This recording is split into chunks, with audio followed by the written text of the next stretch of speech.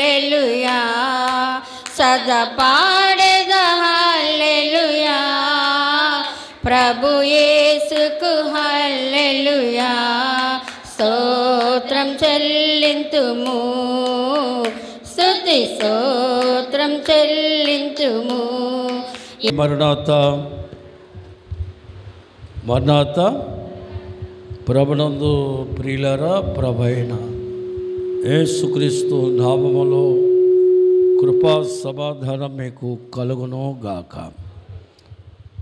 ఈరోజు మనం ధ్యానించబోయే అంశము పరమగీతము 1వ అధ్యాయము చివరి వచనం 16వ వచనంగా, నా ప్రియుడా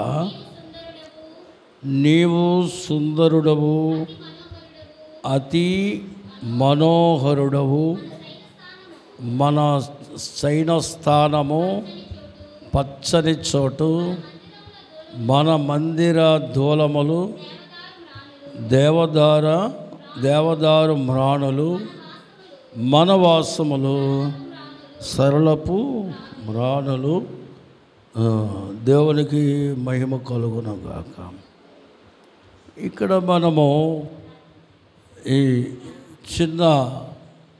ఈ వచనాన్ని మనము ధ్యానించేటప్పుడు మొదటి వచనం నుండి చివరి 16 వచనాలు ఒక అధ్యాయం అంతా మనం చూస్తూ ఉన్నాం. మనకి నచ్చిన వారితో ఇష్టాగోష్ఠి, మనకు నచ్చిన మాటలు చెప్పుకునేటప్పుడు చాలా ఆనందపడతాం, చాలా సంతోషిస్తాం. ఒక అధ్యాయం కూడా సంఘము తన ధ్యానములోకి వచ్చినప్పుడు ఎంతో ఆనందాన్ని, ఎంతో సంతోషాన్ని వ్యక్తపరచవలసిన వారమై ఉన్నాం. కాబట్టి చిన్న ప్రార్థన చేసుకుందాం ఒక్క నిమిషం. దేవుని ఆత్మ సహాయం కొరకు మహోన్నతుడైన తండ్రి, నీ ఘననామానికి వందనాలు. ప్రభువా, ఈ వచనమును మేము వివరించుకొనుచు ఉండగా నా ప్రియుడా అని ఎంతో స్పష్టంగా నాయన స్తుతించే గొప్ప ఉన్నతమైన నామాన్ని బట్టి వందనాలు. బిడ్డలైన వారితో ముచ్చటిస్తూ ఉండగా నీ ఆత్మ సహాయము చేత మా అంతరంగములో నీ ప్రేమను ముద్రించి నీ కృపను నింపి మహిమ పొందుమని యేసునామమును అడుగుచున్నాము తండ్రి. ప్రభునందు ప్రియులారా, ప్రభువైన యేసునామమున కృపయు సమాధానమే కలుగునుగాక. ఆమేన్. కూర్చుందాం. సారోను మైదానముతో సమమై నా మైదానంబు ఏ రాజ్య మందులేదు ఎంచి చూడగా, ఏ రాజ్య మందు ఎంచి. ఇప్పుడు 16వ వచనం మళ్ళీ చదువుకుందా. నా ప్రియుడా నీవు సుందరుడవు, అతి మనోహరుడు, మన శయనస్థానము పచ్చని చోటు, మన మందిర దూలములో దేవదారు మ్రాణులు, మన వాసములో సరళపు మానులు. ఎంత చక్కగా వివరించుకుంటూ ఉన్నదో. ఈ అధ్యాయములో ప్రభు పలికిన పలుకులున్నాయి, లేక వరుడు పలికిన పలుకులున్నాయి, వధువు పలికిన పలుకులున్నాయి, ప్రియుడు పలికిన పలుకులున్నాయి, ప్రియురాలు పలికిన పలుకులున్నాయి. అయితే ఎక్కువ పలుకులు ఎవరి ఉన్నాయంటే సంఘం యొక్క లేక ప్రియురాలు పలుకులే ఈ అధ్యాయంలో ఎక్కువ ఉన్నాయి. అంటే అంతగా తన ప్రేమను ఒలకపోస్తున్నట్లుగా ఈ అధ్యాయం అంతట్లో మనము చూస్తూ ఉన్నాం. కనుక గత వారము నా ప్రియురాల నీవు సుందరివి చెప్పండి. ఇప్పుడు ప్రియురాలు ఏం చేస్తుంది? బాగా ఉన్నానని మురిసిపోయి ముఖాన్ని ముడుచుకోలేదు. తాను కూడా ప్రియుని ఏం చేస్తుంది? చక్కగా ఆయన నామాన్ని స్మరిస్తూ ఉన్నది. దేవునికి స్తోత్రం.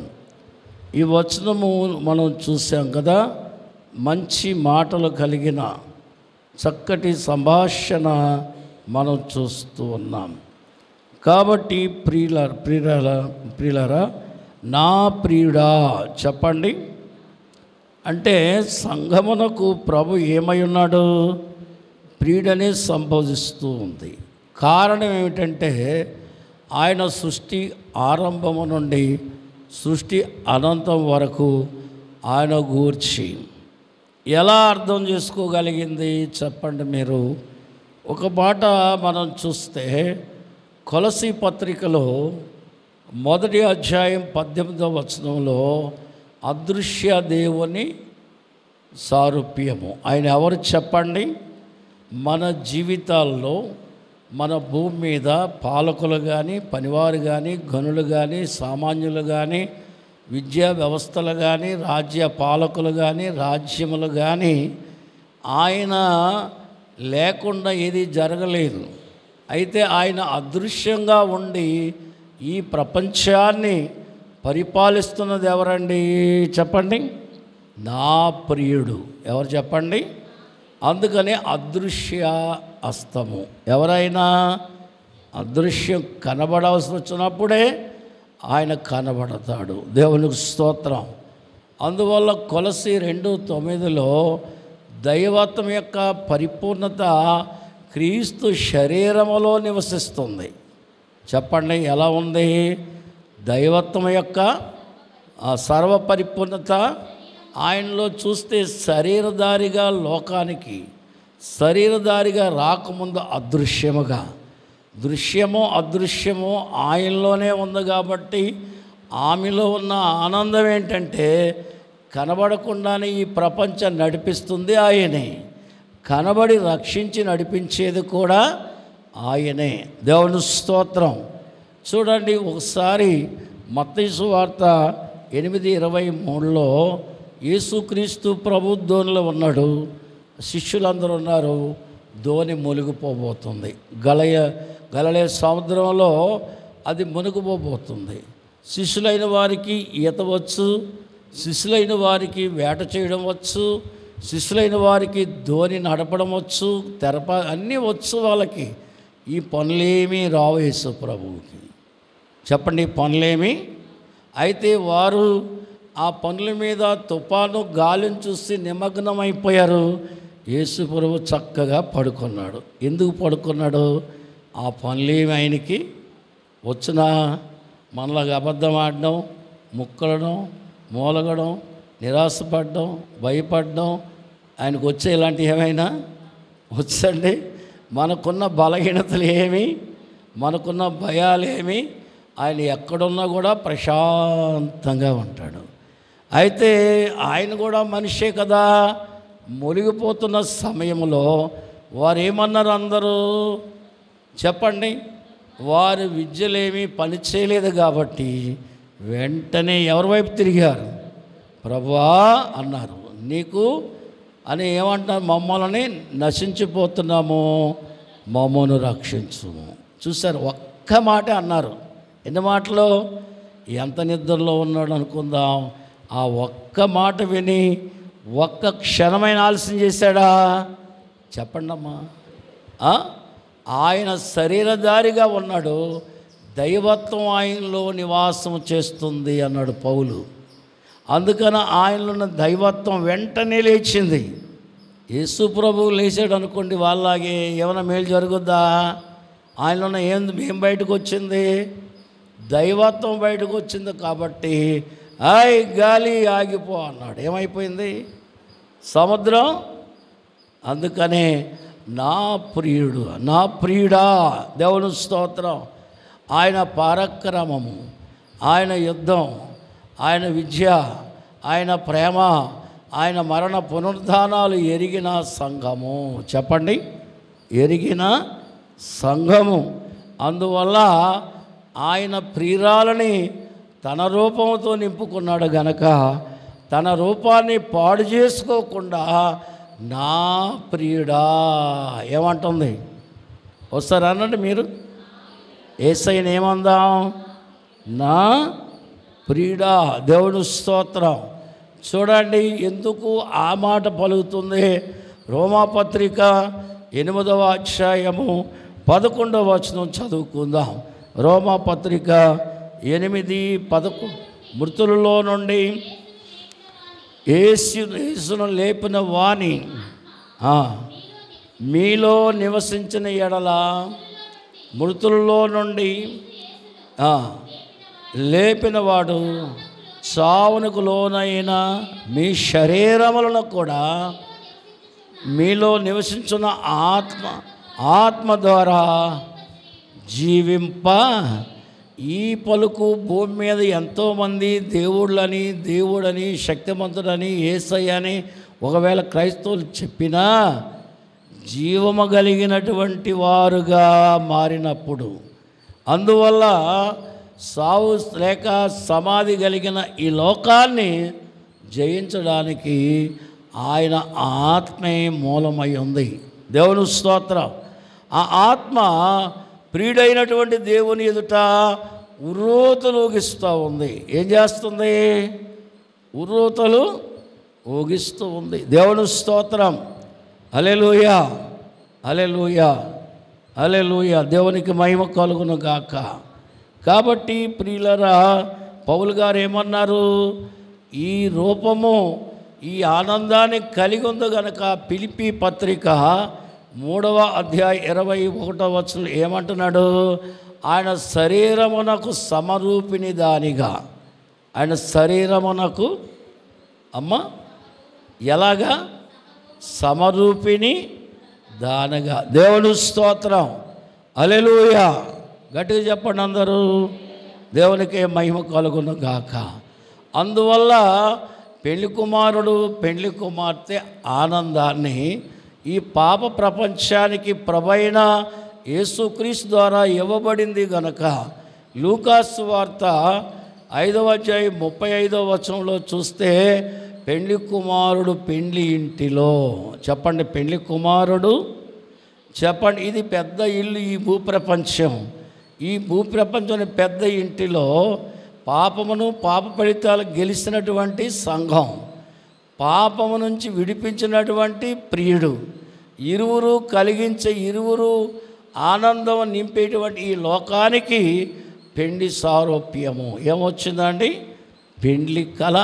మొన్న అనిల్ అంబానీ గారు వాళ్ళ అబ్బాయి పెళ్లి చేశాడు. ఎన్నెన్ని బహుమతులు, ఎన్నెన్ని విచిత్రాలు, ఎందుకో ఏం చెప్పాలి, మాట్లాడట్లేదు. గొప్ప ఆనందం. అక్కడికి ఎందుకు పోవాలి దేవుని పిల్లరా? మరి ఇదే స్థలంలో మన అమ్మగారు కూడా వారి చిన్న కుమారుని చక్కటి వివాహం జరిగించారు. క్రైస్తవ వివాహం శ్రీకాకుళం జిల్లాలోనే ఆశ్చర్యపరిచేంతగా. ఎందుకని? ఆనందం అనేది దేనిలో ఉంది చెప్పండి ఒకసారి. పెండ్లి. చెప్పండి, యేసుక్రీస్తు ప్రభు పాపి యొక్క విచారాన్ని మరిపించి పెండ్లి సారూప్యాన్ని ఇచ్చి ఉత్సాహపరచువాడు. అందుకే దైవజనులు రాశారు, నిన్ను గూర్చి మాకెప్పుడు ఘనమోక్షపు పెండ్లి మోదా, నిన్ను గూర్చి మాకెప్పుడు ఘనమోక్షపు పెండ్లి మోదామును హితవత్సరము నాయే తదార్థమై. భూలోకంలో పెళ్ళిళ్ళన్నింటిలో సంతోషం ఉంటే ఈ భూప్రపంచములో పాప క్షమాపణ పొంది క్రీస్తు సారూప్యమును కలిగి ఉన్న సంఘమకట ఏం కలిగి ఉంది? ఘనమోక్షపు పెండ్లి. ఏమొచ్చండి?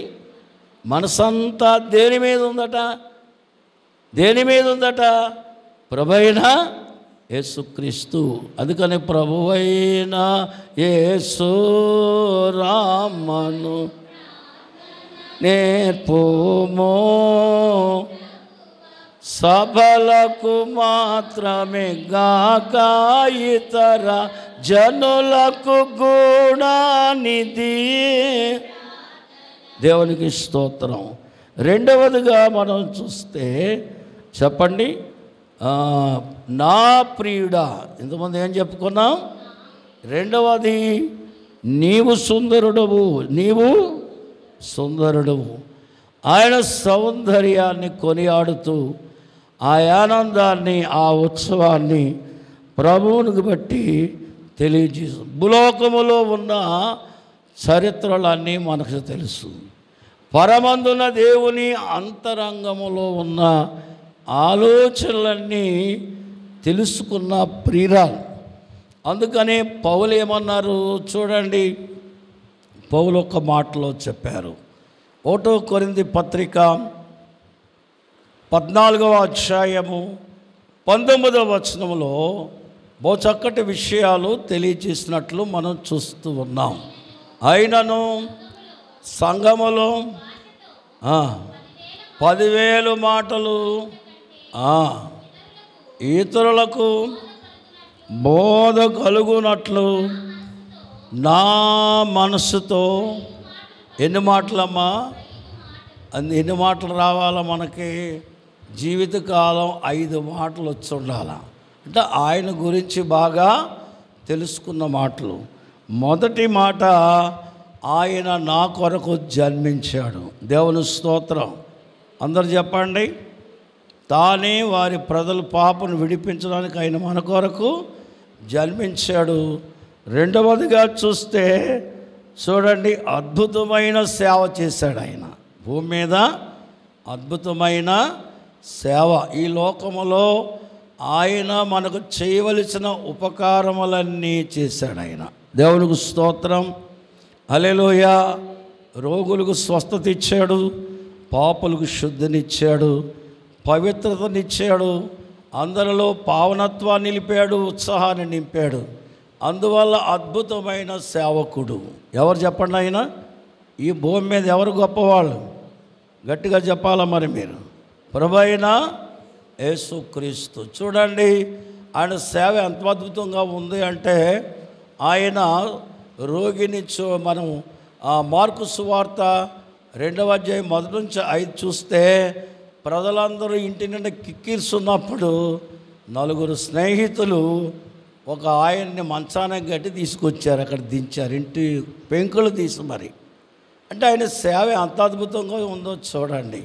అంటే మీరు కూడా ఒక రోగి 4 స్నేహితుల వల్ల ఆయన బాగుపడడానికి పనికొచ్చింది. 4 ఉన్నారు కాబట్టి 4 ఎక్కడ తీసుకొచ్చారు? యేసయ్య దగ్గరికి తీసుకొచ్చారు. అందువల్ల యేసయ్య ఏమంటున్నాడు? మీ విశ్వాసము గొప్పది. చెప్పండి. రోగితో ఏమన్నాడు? నీ పాపములు. అందువల్ల విశ్వాసమును బట్టి రోగికి స్వస్థత. చెప్పండి. రెండవది చెప్పండి, విశ్వాసమును బట్టి పాపికి ఏం కలుగుతుంది? పాప. అందుచేత ఆయన ఎవరు? పాప క్షమాపణకు అంటే అద్భుతమైన సేవకుడు. దేవుని స్తోత్రం. కాబట్టి దేవుని పిల్లరా, యేసు చూపుమో సేవ, నీవు సేవ చేసినాటి సంఘ సేవ. దేవునికి స్తోత్రం. ఆయన గొప్ప శ్రమనుంది, ప్రార్థించెను. చెప్పండి, గొప్ప శ్రమనుంది, ప్రార్థించెను. గెత్సేమనే తోటలో లూకా 22:40-44 వరకు చూసినట్లయితే ఆయన శరీరంలో ఉన్న చాదరంధ్రాలు చిట్లిపోయినాయి, చెమటంతా బయటికి వెళ్ళిపోయింది, లోపల ఉన్న రక్తం బయటకు వచ్చింది. రక్తశక్తమైన దేహముతో ఆయన చూసిన శిష్యుల గుండెలు తరుక్కుపోయినాయి. అంత వేదనతో ఆయన మనందరి కొరకు ఏం చేశాడు? ప్రార్థించాడు. 4వ చూస్తే ఆయన ఎవరు? దేవుని కుమారుడు. మత్తయి సువార్తలో 14వ అధ్యాయము 33వ వచనంలో యేసుక్రీస్తు ప్రభువు నీళ్ళ మీద నడిచి వస్తున్నప్పుడు పేతురు గారు ములుగుపడి సిద్ధంగా ఉంటే అతను బయటకు తీసినప్పుడు వాళ్ళు ఏమంటున్నారు? నిజముగా నీవు ఎవరట? అయినా మనిషి కుమారుడు చనిపోయాడు, దేవుని కుమారుడు తిరిగి లేచాడు. పునరుద్ధానుడైన నా రక్షకుడు, నా ప్రియుడు ఎవరు చెప్పండి? నీవు సుందరుడు. నీవేమై ఉన్నావు? ఎక్కడ ఆయన రూపురేఖలు చెదిరిపోలేదు. నరుడి దగ్గరికి వచ్చాము కదా అని ఆయన నాణ్యత తరిగిపోలేదు, ఆయన ప్రేమ చరిగిపోలేదు. ఆయన ఆత్మీయ పెంపొందుతున్నట్లుగా ఈ వచనాల్లో మనం చూస్తూ ఉన్నాం. దేవునికి స్తోత్రం. కాబట్టి ఇక మనం చూస్తే ఆరోహణుడు ఎవరైనా చనిపోయి తిరిగి ఎక్కడికి వెళ్ళాడు? పరలోకానికి వెళ్ళాడు. అందువల్ల మనం అపోస్తుల కార్యాలు 1:9-11 చూస్తే, గలిలయ మనుషులారా, ఈ యేసు ఎలాగ వెళ్ళాడో అలాగ తిరిగి రాబోతున్నాడు ఈయన అని చెప్పి, అందువల్ల ఇప్పుడు 5 మాటలు. ఎన్ని మాటలు అండి? ఇప్పుడు చెప్పండి. 1 జన్మము, 2 అద్భుత సేవ, 3 గొప్ప ప్రార్థన, 4 మరణము, 5 తిరిగి లేచి ఆరోహణం. ఈ 5 సంగతులు అనగా క్రీస్తులో ఉన్న కార్యములను గమనములు కలిగి గ్రహించినది కనుక నీవు నా ప్రియుడు.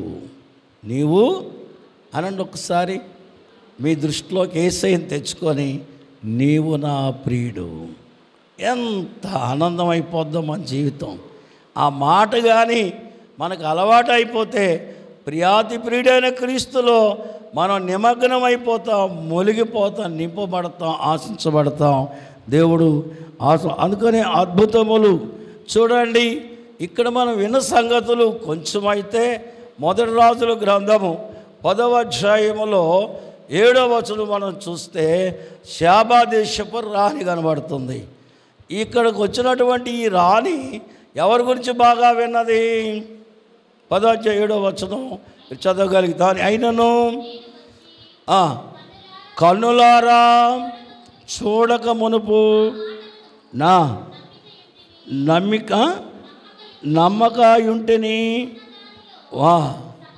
ఇది చెప్పండి. విన్నదానిలో సగమైన వారు నాకు, నేను విన్నదానిలో సగమైన నాతో అంతటి గొప్పవాడని సొలొమోను జ్ఞానమును గూర్చి అంపగుడుతూ ఉంటే, సొలొమోను కంటే గొప్పవాడు ప్రభువైన యేసుక్రీస్తు. దేవుని స్తోత్రం. కాబట్టి సొలొమోనైనా చివరి కాలములో భార్యల మాట విని తన పవిత్రతను కోల్పోయినా కానీ, ఎన్ని శ్రమలు వచ్చినా కానీ మన కొరకు పవిత్రత కోల్పోయిన వాడు ఎవరంటే ప్రభువైన అందుకు నీవు నాకు ప్రియుడవు. చెప్పండి. అందుకు అయ్యా నేను ఇన్ని సంవత్సరాలు నీ లేఖనం ధ్యానిస్తున్నా, ఎంతోమంది ప్రవక్తలు ప్రవచించిన విషయాలు విన్నా, నేను తెలుసుకున్నది కొంచెమైనా ఎంత ఉంటే అసలు పరలోకంలో ఇంకెంత తెలుసుకుంటాను, ఇంకెంత గొప్ప భాగ్యము. 3 చూస్తే అతి మనోహరుడు. చెప్పండి. అతి, అందరు చెప్పండి అమ్మా. దేవుడు లేక నరుడు క్రీస్తు ఆయన సృజించిన సమస్త ఈవులు అనే మాట మనం చూస్తూ ఉన్నాం. దేవునికి స్తోత్రం. ప్రభువుతో ఇంత చదువు, ఇంత సహవాసం గల అంతస్తు కలిగింది గనక నా ప్రియుడా. చెప్పండి. నా ఇంకా ఎక్కువైనది అంటే ఇంకా ఎక్కువైన పదం ఏదైనా ఉంటే వాడడానికి వీళ్ళేక అందరూ ఏమంటారు? మనోహరుడు అంటారు. ఏమంటారు చెప్పండి. కానీ సంఘం ఏమంటుంది? అతి మనోహరుడు. లోకములో ఉన్న అన్ని విలువలతో ఒకడు కాదు ఆయన. లోకానికి అన్ని విలువలు అందించిన వాడు ప్రభువైన యేసుక్రీస్తు. దేవునికి స్తోత్రం. అందువల్ల నువ్వేమై ఉన్నావు? అతి మనోహరుడు. మనసంతా తలంపులన్నీ ప్రభువు మీదే ఉంచుకొని జీవిస్తున్న సంఘానికి మనోహరుడై ఉన్నాడు. అందుకనే మరి ఏమంటాడు మన దావీదు కీర్తనలో ఏమని అంటాడు చూడండి. 16:5 వచనంలో ఏమని అంటున్నాడండి? మనోహరమైన స్థలములలో నీవు నాకు పాలు ప్రాప్తించును. చదవండి వచ్చును. మనోహర స్థలములలో శ్రేష్టమైన స్వాస్యము నాకు కలిగెను. నాకు ఆలోచన యెహోవాను. దేవునికి స్తోత్రం. కాబట్టి మనస్సు నిండా హృదయం తలంపులన్నిటిని నింపుకున్న సంఘము ఏమాత్రము ఆత్మీయ స్థితిలో వెలితి లేనిదై ఉంది. ఏమై ఉంది? వెలితి లేనిదై, వెలితి పడనదై ఉన్నట్లు మనం చూస్తూ ఉన్నాం. దేవునికి స్తోత్రం. అందుకనే అన్ని విషయాల్లో 2వ కొరింథీ పత్రిక 2:11 చదువుదాం. గుర్తు రావట్లేదు వచ్చును నాకు. చూడండి 2:11.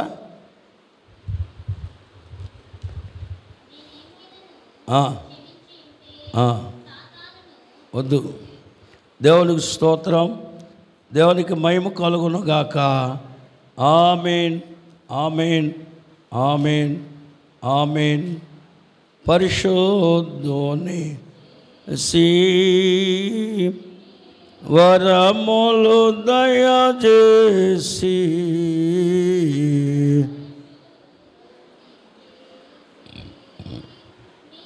వరములు దయచేసి నీ పరిశుద్ధ పావురమా వినుమా. నీ పరిశుద్ధ చూడండి 2వ అధ్యాయము 15 ఆత్మ సంబంధమైన వాడు. చూడండి 1 కొరింథీ 2వ అధ్యాయం 16వ వచనం చదువుకుందాం. ఆత్మ 1 కొరింథీ 2 కాదు. ఆత్మ సంబంధమైన వాడు అన్నిటినీ వివేచింపును కానీ అతడు ఎవరి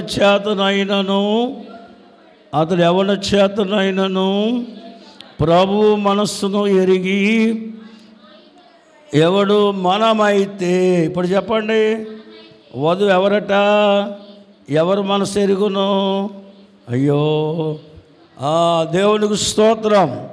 3వ అతి మనోహరుడు. ఎవరు మనసు ఎరిగినా ఎంత బాగున్నాడు, ఎంత రుచి ఉంది, ఎంత టేస్ట్ అంటే అతి మనోహరుడు.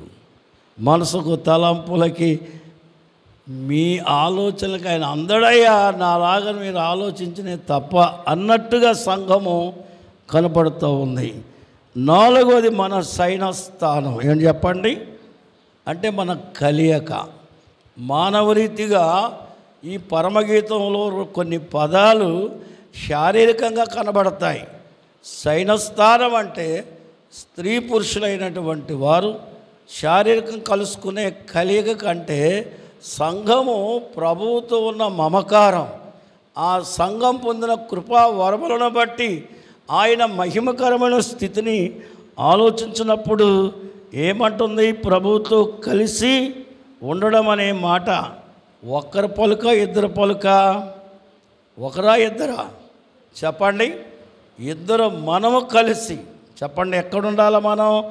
మన చైన స్థానం అనే మాట అంటే విశ్వాసి ప్రభువుతో, ప్రభు విశ్వాసితో కలిసి జీవించే ఆ సహవాసం అనే విషయాన్ని తెలియజేస్తూ ఉంది. మనము అట్టి ఐక్యమత్యము కలిగిన వారము. అందుకనే మరి మన పెళ్ళిళ్ళు చేసినప్పుడు చెప్తాం కదా, 5వ అధ్యాయము ఎఫెసీ పత్రిక 31 నుండి చదవండి. ఏమని ఉంటుందో 31 వచ్చిన నుండి చదువుతారు ఎవరైనా? చదవండి. దేవుని స్తోత్రం. హల్లెలూయా. చదవండి ఒక్క మాట త్వరగా.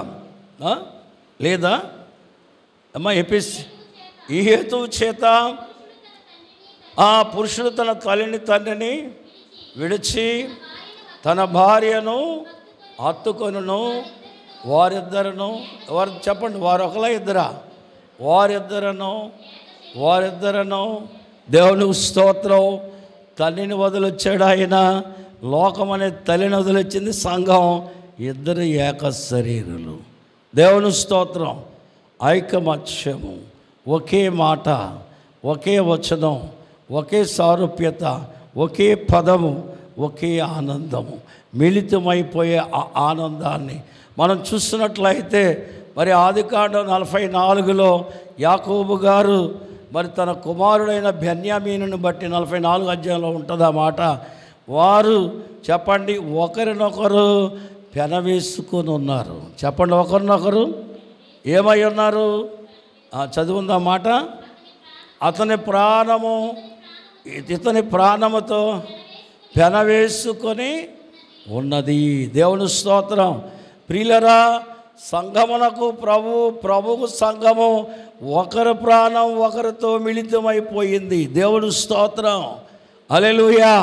చేయడేమియు ప్రభువు సభకు, చేయడేమియు ప్రభువు సభకు, చెప్పనిదయనుచున్నది ఆయతమో నాటికి తేది, నాటికి తేది అందునను చూనున్నది, మాయలేదని హాయి హాయని. ఆమోసు గ్రంథంలో 3వ అధ్యాయం 7వ వచనంలో ఆయన తన ప్రవక్తలకు ఏమీ చెప్పకుండా ఏది చేయడు. అలాగే ప్రియుడు ప్రభువుతో, ప్రియురాలు సంఘముతో ఐక్యమైపోయిన ఆనందం ఉంది కనుక ఒకరినొకరు పెనవేసుకొని ఏ దినానికి ఆ దినం సహవాసము చేయడమే మన సైన స్థితి. చెప్పండి, ఏ స్థితి? సైన స్థానము అని చెప్పబడుతూ ఉంది. 1 సమూయేలు గ్రంథములో యోనాతాను 18:1 యోనాతాను దావీదుతో మిళితమైపోయాడు. అతని మనసుతో ఏకమైపోయింది. సంగమునకు భూసంబంధమైన వాటిని ఎన్ని అద్భుతాలున్నా క్రీస్తు కంటే అద్భుతం మరొకటి లేదు అని అత్తుకునే ఆనందము. దేవునికి స్తోత్రం. కాబట్టి ప్రియులరా, భూలోకములో సంఘము ప్రభువుతోనూ ప్రభు సంఘముతో ఉండే స్థితిని దైవ సన్నిధి తెలియజేస్తూ ఉంది. మనం చూసినట్లయితే 17వ అధ్యాయము మత్తయి సువార్తలో మనం గమనిస్తాం. భూలోకము నుండి చెప్పండి పేతురు, యోహాను, యాకోబు, యేసయ్య, పరలోకము నుండి మోషే, ఏలియా, వీళ్ళందరూ ఎక్కడున్నారు? ఆ పర్వతం మీద.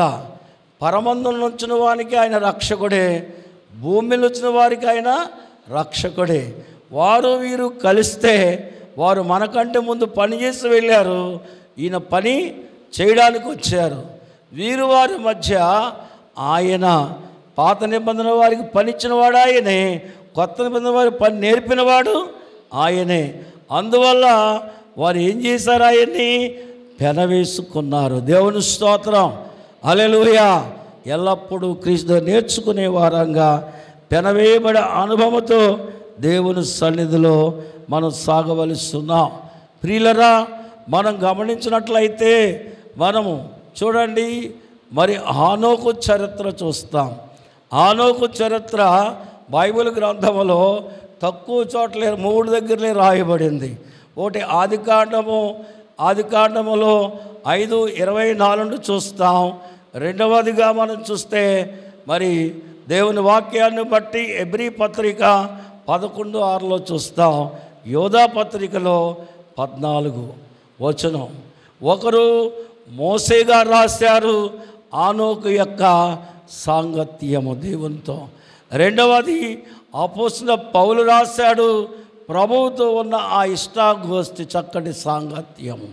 యోధా రాస్తున్నాడు ఆయన గొప్ప స్వార్థికుడని, గొప్ప పరిచారకుడని, గొప్ప బోధకుడని, అలాగే అద్భుతమైన దేవదూతలతో ప్రభు రాబోతున్నాడని, యావత్తు సృష్టికి గణతంత్రం అంటే ఘనత మోగించినట్లుగా, గంట వాయించినట్లుగా ఈ ముగ్గురు హానోకు చెప్తున్నారు. దేవుని స్తోత్రం. హల్లెలూయా. హానోకును తయారు చేసింది ఎవరంటే ఆయన సన్నిధి. చెప్పండి, ఆయన గట్టిగా చెప్పాలా? ఎవరి సన్నిధి? చూడండి, సునేమీరాలింటికి మరి ఎలీషా వచ్చినప్పుడు ఆమె చక్కటి సదుపాయాలు చేసిన గదిలో పెట్టి అన్ని అద్భుతంగానే ఆయనకి సదుపాయాలు చేసింది. ఒక రోజున తన కుమారుడు చనిపోయినప్పుడు అప్పటి వరకు మనుష్యుడిగానే కనబడుతున్నాడు ఎలీషా. అయితే సమయం వచ్చినప్పుడు ఆ బిడ్డ చనిపోయిన బిడ్డ మీద పండుకున్నప్పుడు ఈయనలో ఉన్న చెప్పండి ఆ శ్వాస ఆయనలోకి వెళ్ళగానే ఏమైంది ఒకసారి చెప్పండి. ఇది మీకు అర్థమైతే గొప్ప పని. భూలోకములో క్రీస్తు తర్వాత మరణ ఛాయ కలిగిన మనుషులకు ఆత్మ సంబంధమైన శ్వాస ఇవ్వగలిగిందే వధువు సంఘం. ఒకసారి చెప్పండి, అందరూ చెప్పాలా. ఎలీషాలో శ్వాస ఆ బాలుడు మీదకి వెళ్తే అతడు లేచి 7 మార్లు తుమ్మాడు. దేవునికి మహిమ కలుగును గాక. యేసుక్రీస్తు ప్రభు శిలువలో 7 మార్లు క్షమాపణ పలికాడు. దేవునికి స్తోత్రం. అలాగైతే సంఘము యేసుక్రీస్తును బట్టి ఆయన ప్రియుడు, ఆయన మన సైనస్థానం, ఆయన కలియక, ఆయన ప్రేమ, ఆయన ఆశీర్వాదం అందుకున్న సంఘములో ఉన్నటువంటి ఆ యొక్క శ్వాస ఏమిటంటే పరిశుద్ధాత్మని యొక్క శక్తి. గట్టిగా చెప్పాలి అందరూ. పరిశుద్ధాత్మ యొక్క అనేకమైన పాపులు మరణవస్తులు సమస్తమైన వారు రక్షించబడి క్రీస్తు కొరకు సిద్ధమవుతున్నారు. దేవునికి స్తోత్రం. ఇక మనం చూస్తే పచ్చని చోటు. ఏంటది? పచ్చని, చెప్పండి మీ నోటితో, పచ్చని అనగా జీవము గల దేవుడైన ఎవరైనా ఆయనలో జీవం ఉన్నది అనే మాట మనం యోహాను సువార్తలో మనం మొదటి అధ్యాయంలో చూస్తూ ఉన్నాం. అలాగే మనం గమనించినట్లయితే యోహాను పత్రిక 5:20లో కూడా ఆయనే సత్యవంతుడు, ఆయనే సజీవుడు, ఆయనే జీవము గల దేవుడు. హల్లెలూయా చెప్దాం అందరం. ఆయనలో నిత్య జీవం ఉన్నది. దేవునికి స్తోత్రం. హల్లెలూయా. దేవునికి మహిమ కలుగును గాక. ఆమేన్. వారు ఆది కాండములో మనం చూస్తే ఏదేను వనములో వారు జీవం కలిగిన బతికారు. పాపమనే ఆజ్ఞ అతిక్రమించినప్పుడు వారి జీవం అనేది నిర్జీవమైనప్పుడు దేవుని పిల్లరా ఆయన వాగ్దానము చేసి ఈ భూలోకానికి వచ్చి జీవము గల స్థితిని ఏదైనా వనములో ఆదాము అవ్వలు ఎలా ఉన్నారు ఇక్కడ అంటున్నాడు. ప్రకటన గ్రంథము 22వ అధ్యాయం 2-3 పెళ్లి కుమార్తె వలె ఆ పట్టణం ఎలా ఉందని చెప్తున్నాడు. అంటే పెళ్లి కుమార్తె ఎలా ఉంటుంది? ఆరంభంలో భూమి మీద అసలైన పెళ్లి కుమార్తెగా మానవ రీతిగా అవ్వమైతే ఈ కడవర దినాలలో పాప ప్రపంచము నుంచి పాపం నుంచి శుద్ధి అయి పాప ఫలితాలు గెలిచిన ఒకే ఒక పెళ్లి కుమార్తె క్రైస్తవ సంఘము. దేవుని స్తోత్రం. హల్లెలూయా, హల్లెలూయా. అందుకనే ఆ పట్టణము పెళ్లి కుమార్తె ఎందుకు పోలుస్తున్నారంటే ఆరంభంలో పెళ్ళే, ముగింపులోనూ పెళ్ళే. దేవునికి మహిమ కలుగును గాక. ఆమేన్. అందుకనే మనం పచ్చని చోటు, చెప్పండి, నిత్య తోరణం, నిత్య కళ్యాణం, పచ్చ అంటారా లోకంలో. అలాగైతే నిత్యము ఆశీర్వాద వరాల జల్లు కురిపించి ఈ భూప్రపంచాన్ని మురిపించేటువంటి క్రైస్తవ సంఘము. ఆమేన్ చెప్పండి అందరూ. ఇవన్నీ చెప్తా ఉంటే నాకు ఎంతో ఉత్సాహం పెరుగుతూ ఉంది. ఇంకా చెప్పాలి ఆశ. ఇక మనం చూస్తే చూడండి ఎన్నో విషయాలు. 7 ఏండ్ల విందు చూడండి, మనం గత వారాల్లో మనం గమనించుకున్నాం.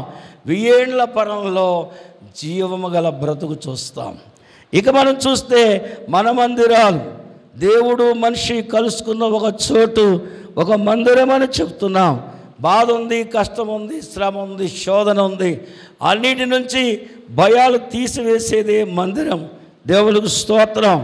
కాబట్టి ఈ ఆరోజు మనం చూసినట్లయితే సృష్టి మానవ నివాసము చెప్పండి, మానవ నివాసం అనంతరం దేవునితోనే. ఎవరితో ఉంటాం మనం? దేవునితోనే. చెప్పండి, దేవుని గృహముగా మనం చూస్తూ ఉన్నాం. మందిరము ఆరాధనకు అవసరం. చూడండి, లేవి కాండము 26వ అధ్యాయము 2వ వచనములో ప్రభువు చెప్తున్నాడు, నా ఆలయమును సన్మానించుము. నా ఆలయమును సంపదలు దొరికే స్థలము, సంరక్షణ దొరికే స్థలము, పాప క్షమాపణ దొరికే స్థలము, ఐశ్వర్యం దొరికే స్థలము, అన్నిటికంటే మోక్షరాజ్యానికి నివాసం కలిగిన స్థలమే దేవాలయముగా ఉంది గనక మన మందిరములు, చెప్పండి, మన మందిరం అంటే ఈ లోకం అనేది స్థిరము కాదు. ఎవరి మందిరం స్థిరమైనది? ఈ లోకము.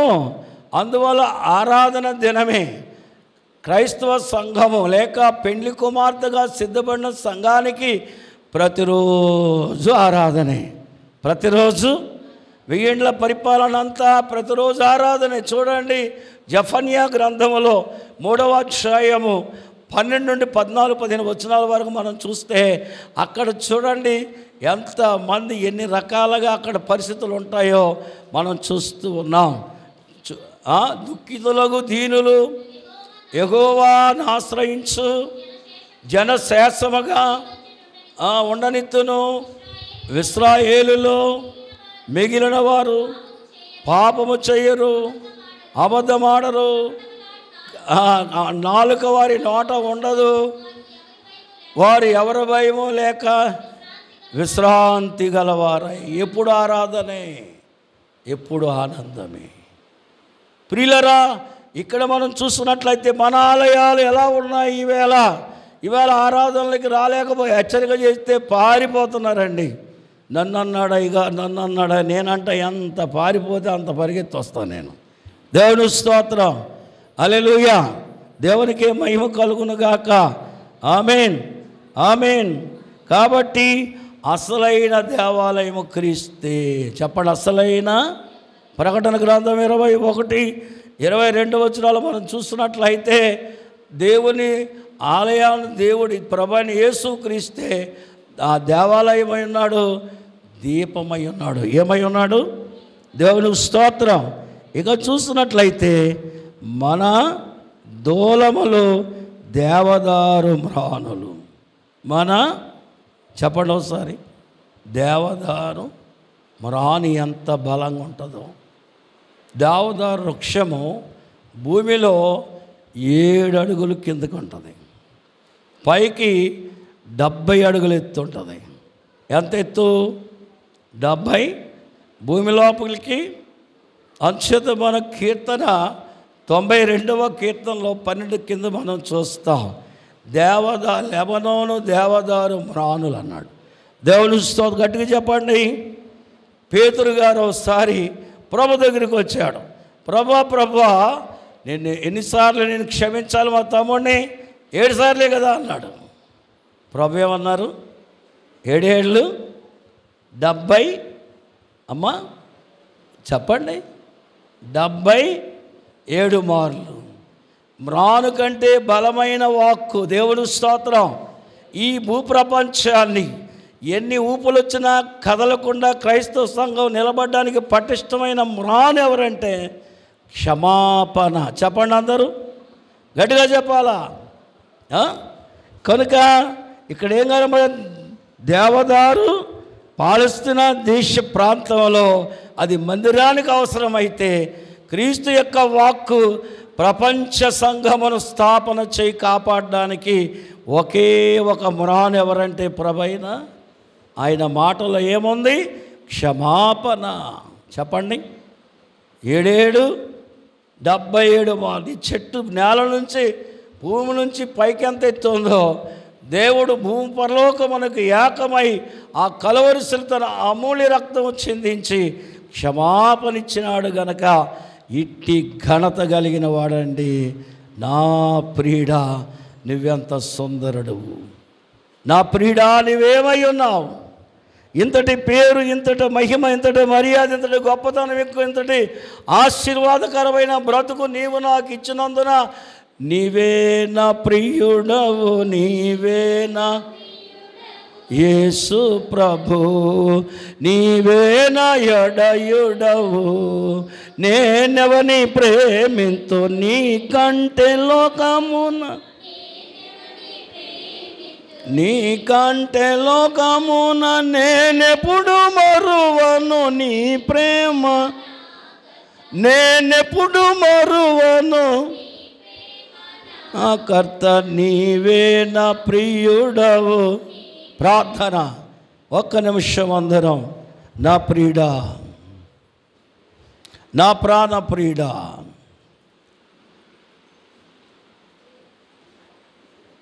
మనసైన స్థానము మన కలిగి అన్నిటిని జ్ఞాపం చేసుకుందాం. ఒక్క నిమిషం ప్రార్థన.